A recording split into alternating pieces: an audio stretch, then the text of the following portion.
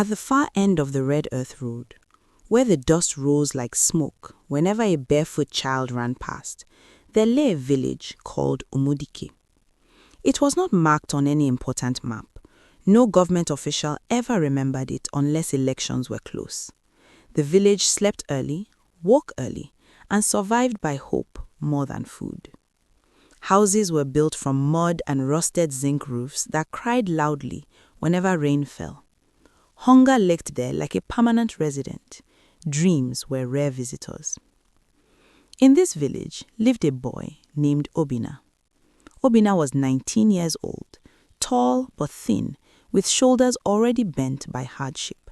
His clothes were always clean but old, washed so many times that their colors had surrendered. He lived with his widowed mother in a one-room mud house close to the bush. His father had died when Obinna was 12, crushed by a falling tree while working as a laborer. Since that day, Obinna became a man before his time. Every morning before sunrise, he fetched water, cut firewood, and worked on people's farms for small pay, sometimes money, sometimes food. Yet, no matter how hard he worked, poverty clung to him like a shadow. But Obinna had something rare in Umudike, a good heart. On the other side of the village lived a girl named Amara. Amara was 18. Her beauty was quiet, not loud.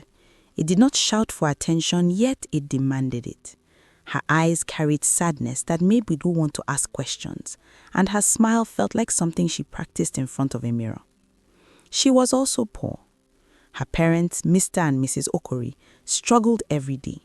Her father was a palm wine tapper whose strength was fading. Her mother sold gari in the market, but often returned home with half of it unsold. They had hopes, big hopes, but no means. And in Umudike, hope without money was torture. Amara helped her mother at the market and fetched water in the evenings. She had dreams of becoming a teacher one day, but school had already become a luxury her family could barely afford. Still, she believed in love. She believed that somewhere love could save her. She didn't know that love would also become her greatest pain. It happened on a market day. The sun was harsh and the market was noisy. Obinna had been hired to help carry bags of yam for a trader. His back hurt, his palms burned, but he didn't complain. As he turned to leave, he collided with someone. Gari spilled everywhere. "I'm sorry," Obinna said quickly, kneeling to help gather it. That was when he looked up and saw Amara. Time paused. The noise of the market faded. The shouting, the bargaining, the crying babies all disappeared. Her eyes met his. Something passed between them. Something unspoken. It's fine," Amara said softly. Her voice was calm, but her heart was not. Obinna stood up slowly, embarrassed, and said, "I didn't mean to." "I know," she smiled. That smile followed him home.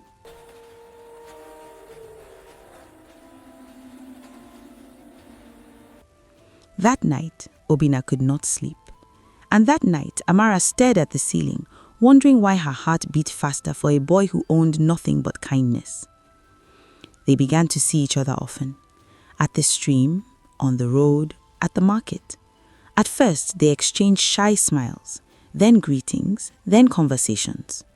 Obinna talked about his mother, his dreams of learning a trade someday. Amara spoke about her love for books, her fear of being married off too early. They laughed, they listened, they understood each other. Soon, love crept in, quietly, deeply, dangerously. One evening, under the mango tree near the stream, Obinna spoke with a trembling voice. "Amara, I don't have riches. I don't even know if tomorrow will be better. But I know how I feel when I see you." She looked at him, tears gathering. "I feel the same," she whispered. "Amara, I'm not even sure if tomorrow will be better, but I know how I feel when I see you." "I feel the same." That was the moment they crossed the line between friendship and destiny. Love in Umudike was not enough. Money was everything. When Amara's parents began to notice her happiness, they asked questions. "Who is making you smile like a foolish child?" her mother asked one night. Amara hesitated. When the truth came out, silence filled the room. Obinna, her father repeated, anger rising. That poor boy? He is kind, Amara pleaded. He loves me. Her mother laughed bitterly. Love does not buy food. Her father stood up. We did not suffer all these years to give our daughter to a nobody. Unbeknownst to Amara, a rich trader from the town, Chief Ezewedu, had already shown interest in marrying her. He was old, married twice before, but wealthy. To her parents, he was salvation. To Amara, he was a prison. Amara was warned. If you continue seeing that boy, her father said, you will destroy this family. Obinna was threatened. Stay away from our daughter, Mr. Okori said, his voice shaking with rage, or you will regret it. But love does not obey fear easily. They continued in secret. Every meeting felt stolen. Every touch felt like goodbye. And deep inside, both knew something terrible was coming. One night, under the same mango tree, Amara cried. They want to give me to another man, she sobbed. Obinna's world shattered. I will work harder, he said desperately. I will become something. Just give me time. She held his hands tightly. Promise me you won't leave me.